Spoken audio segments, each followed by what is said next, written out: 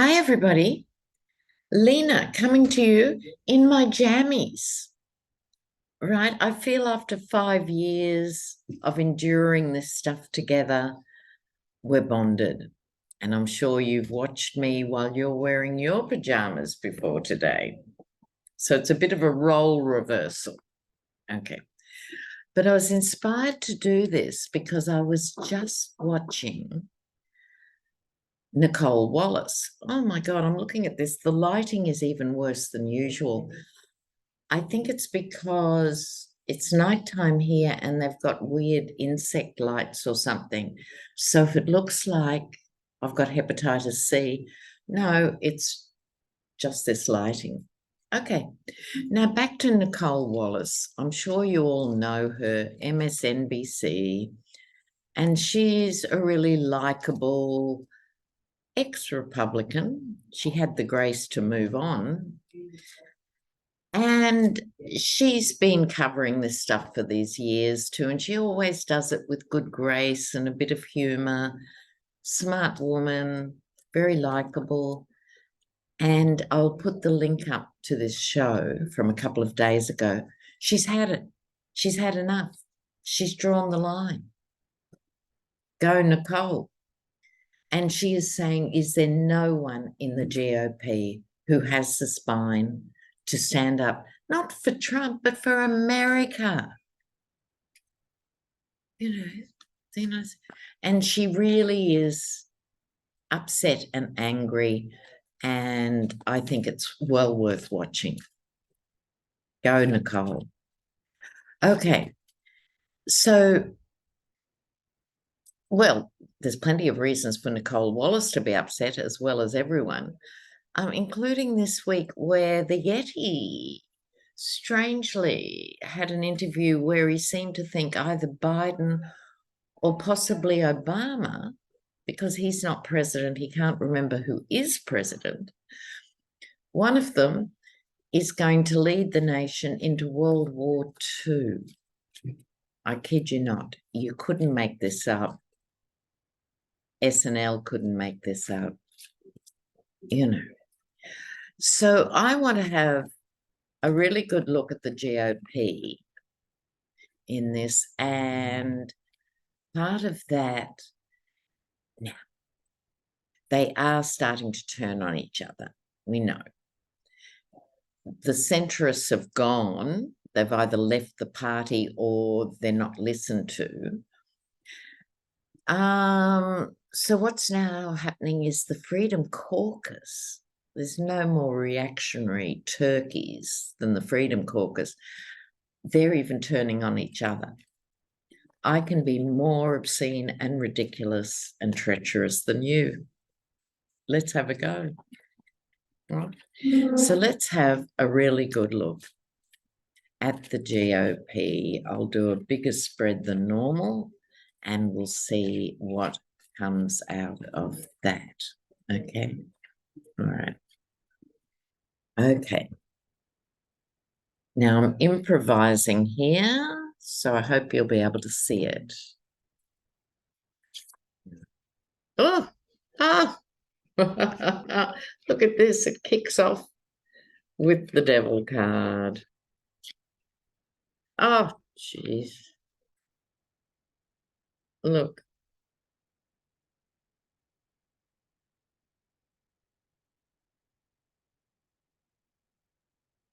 Ah, lordy, lordy, lordy. You know. Look, I'm rarely speechless, as you know, intrepid viewers, but this one's a corker. Okay. Really, the GOP. It's like they've dug themselves into their own grave.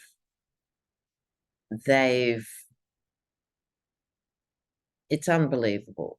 But you've got 70 million or however many people who are potentially going to vote for this party of true degenerate nutcases.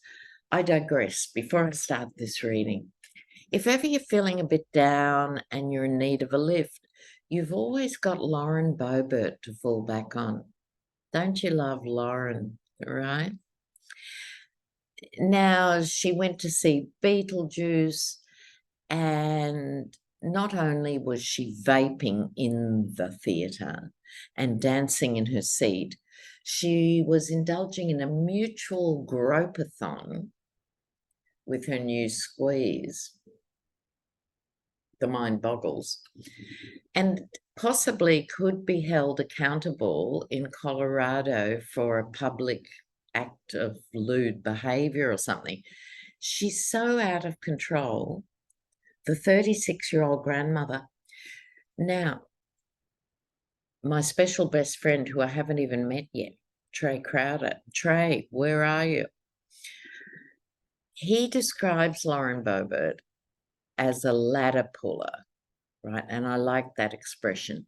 It's someone like her, right? She grew up the child of a single mother on welfare, and then she goes and sides with the Conservative to cut every benefit that she had as a child. That's pulling up the ladder behind you, right? It's like second-generation immigrants who become anti-immigration, right? They're ladder pullers. Anyway, that's one digression. But let's have a look at the GOP. So, as I said, the devil card, right? Now, they've saddled themselves and they've elected to chain themselves to this nightmare. But now the wounds are beginning to show. I think even within the GOP and even within the GOP hardliners, they're exhausted now. This is a 9. 9s are almost a 10. Even they're tired of this crapola. Because who isn't, right? You know? They've got the tower, self-explanatory, really, here. I need go no further, but there are a few more things to point out. There's the tower. The King of Wands. Who is the King of Wands? Is it the Yeti? Is it Kevin McCarthy? Who is the King of Wands? I don't think so. I think this King of Wands is actually Jack Smith. Right? Now, the King of Wands, like all the royals in tarot, if you're learning, can go either way. They can be magnificent, generous, wise people, or the opposite of that. But my vibe here is this is Jack Smith. And I think I might be influenced when I say that, having just watched that piece with Nicole Wallace, where she is saying, and I digress again already, I'm only 4 cards in, that Jack Smith is trying to flag to the American people, to the United States justice system, to anyone who'll listen, this cannot continue. Everything is on the line. So I think that's Jack Smith. He has his eye on more than one thing at a time. Thank God for that. Okay. But at the same time, this is also a card of pushing things out and saying what is going to come back in on the other side. When you push a boat out or a boat takes off, its aim is to end up somewhere. He's trying to draw attention to this. Where is the end game for this nonsense? He's talking to people, and I think this also represents centrist Republicans, not just the Lincoln Project and those guys who are lawyers and highly educated. And oh, can you hear that? It's a Greek ship saying it's leaving the port. Oh, it's too cute. Okay. This is people beginning to talk together behind the scenes. But there's a problem, and the problem comes in the form of the King of Pentacles. And the problem is with this king, it's like money rules. You know how the conversation always is, Republicans are responsible with money and Democrats only spend money. Even though it was Clinton who balanced the budget, don't let facts get in the way. Even though it was Obama who steered the United States through the 2008. No. So this is, see the two kings? I think this one is Jack Smith, and I think this one represents the delusional quality of big business. It's almost, could it be Elon Musk? It's someone with power, influence, and money, and we know Elon's gone to the dark side. Okay, but back to the question, where is the GOP at with this? They're staring at a shutdown. I don't think that's going to be averted. I seriously don't. But the problem is with these people, they're charging ahead with a doomed policy. As someone said during the week, they don't even recognize a win when they see it. They're incapable of negotiating. And with this chariot, I think it's just this mindless forward motion. We'll get into power and then we'll rein him in, or we'll get into power and we'll do X, Y, and Z. No, they have no end game. It's let's just go and ride over everybody. Let's just ride over what's left of American democracy, because it's been so damaged in this process. But this card, as their outcome cards, doesn't show any reflection. We're not getting any hermit here. We're not getting any swords, intellectual energy. We're not getting any conversation. We're not getting wands. We're not getting new ideas. We're not getting vision. We're getting, let's go. Really. Okay. So in my opinion, as a humble tarot reader from Australia, I think the GOP has got a death wish, and it's actually getting faster and faster. It's accelerating. It's accelerating. And if you need some calming down, you've got Lauren Boebert for a laugh, but you've got, if you want to be calmed down, or maybe not, depending how you look at the world, most of the astrologers have been warning us all for 3 or 4 years, saying this is a process of the old system playing out, and we're going to see the worst of the worst of the worst until there's some sort of end game. So voting couldn't be more important, could not be more important. Okay, now, in other Yeti news, apart from every time he opens his mouth, he just manages to actually make his own defense more hopeless. This is why he has seriously run out of functional attorneys. So he went on NBC or something and said, no, I didn't listen to my attorneys. It was my idea. It was my idea to contest the 2020 election. He's admitting to that. Then he went on another show. And in the meantime, he doesn't find anything wrong with any of this, of course.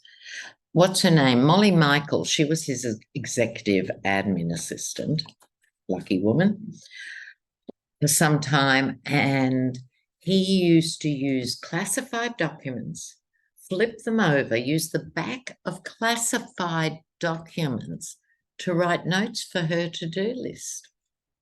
And she kept them. She kept them. Oh, sorry, flying cards. She kept them. Okay, so let's have a look here. I want to have a look at how the auto workers strike's going to go. But also, another snippet of news while I'm shuffling. I've never been a big country music fan, I have to confess. But I understand, it has a following. It's endearing to many. But a Grammy Award winner Maren Morris is her name, she said, I will no longer be identified with the genre of country music and people saying they're proud to be racist, they're proud to be sexist, they're proud to be anti-trans, and she's drawn her line in the sand.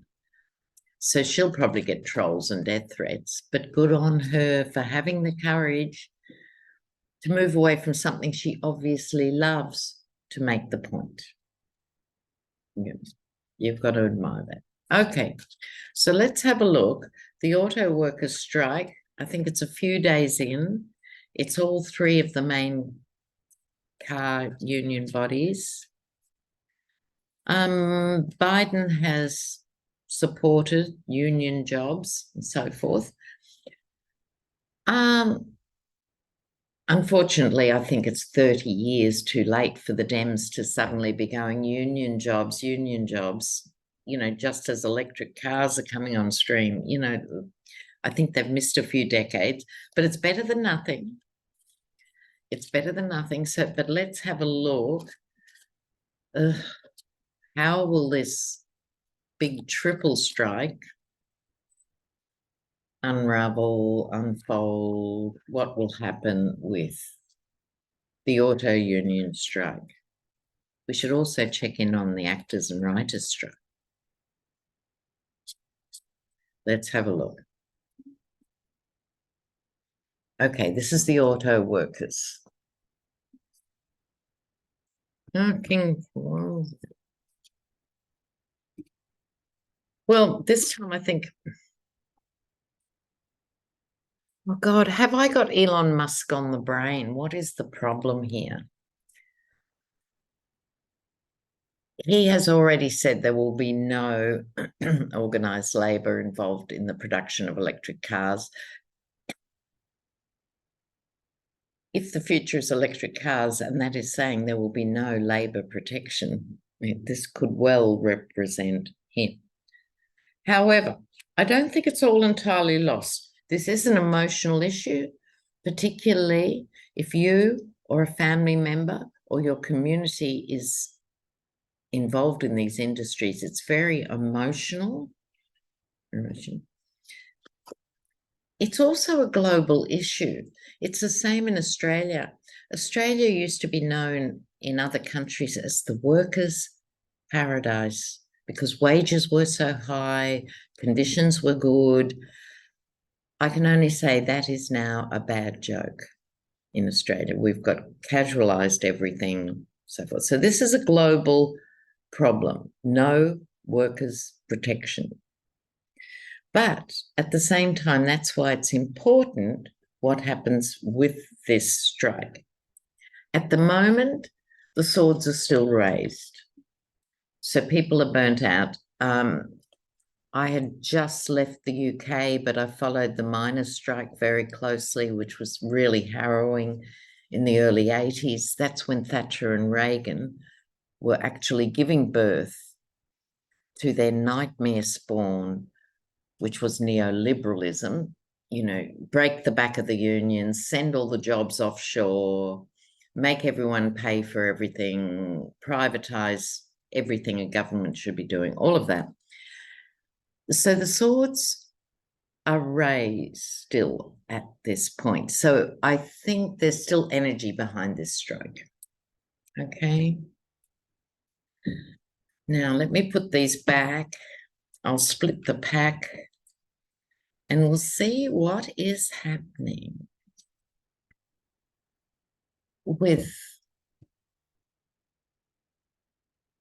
the writers' strike, writers and actors' strike. It's like workers are fighting for their lives right now and their livelihoods. It's affecting manual workers. It's affecting the creative set. It's affecting white-collar workers. Everyone is affected by these crappy laws. in Athens just a few nights ago, where there was a protest, as I'm sure I told you in my last video. I can't remember actually. But that was workers protesting because they wanted to lift the 8-hour day. They've managed to keep, at least technically and legally, keep the 8-hour day. Now, in Australia, the US, many countries, that's a distant memory in itself. But with the writers and the actors, this is our creative future generally as global citizens. You can start to see the impact now. I forgot I even had a subscription to Netflix. I mean, that's how out of touch I am. And I was alone in a hotel room and my Netflix icon came up and I thought, well, that's what people do. They watch things on Netflix. There must be something worth watching. And I went on. It was exactly the same as when I'd last looked at it a year ago or something. So that tells me it's starting to bite now, these strikes. They obviously had a few shows finished in the can and they rolled them out, but now, no. So they're up against AI, just as auto workers will be up against automated workers. What are people meant to do? Seriously, what are people meant to do if everything is done by robots and AI? Yeah. Okay. All right. Probably the last thing left will be sex work. Oh, who said that, Lena? Oh. Anyway, we'll see. The writer's strike. Okay, let's go.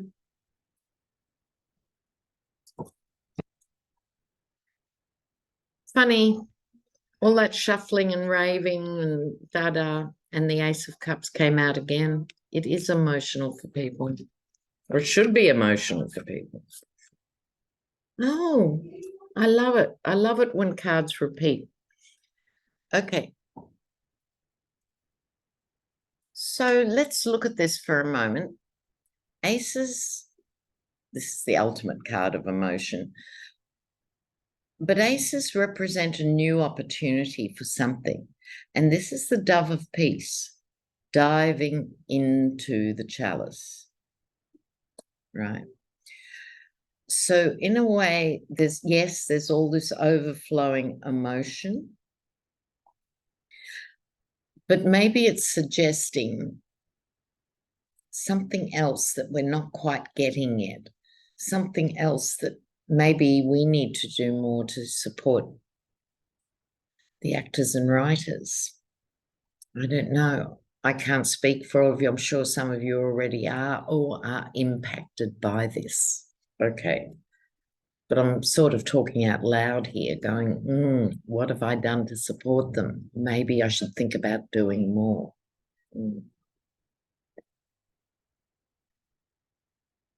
This rapid onset technology is an issue. It's a problem because as we get burdened down with our own individual lives and our own economic mini worlds of just trying to make ends meet and get to the next stage, it's progressively becoming a burden.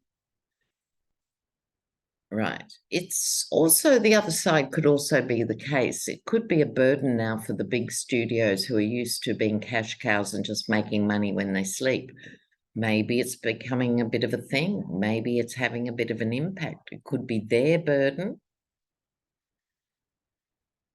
How this resolves is going to be important. Judgment is here, and this is people actually waking up.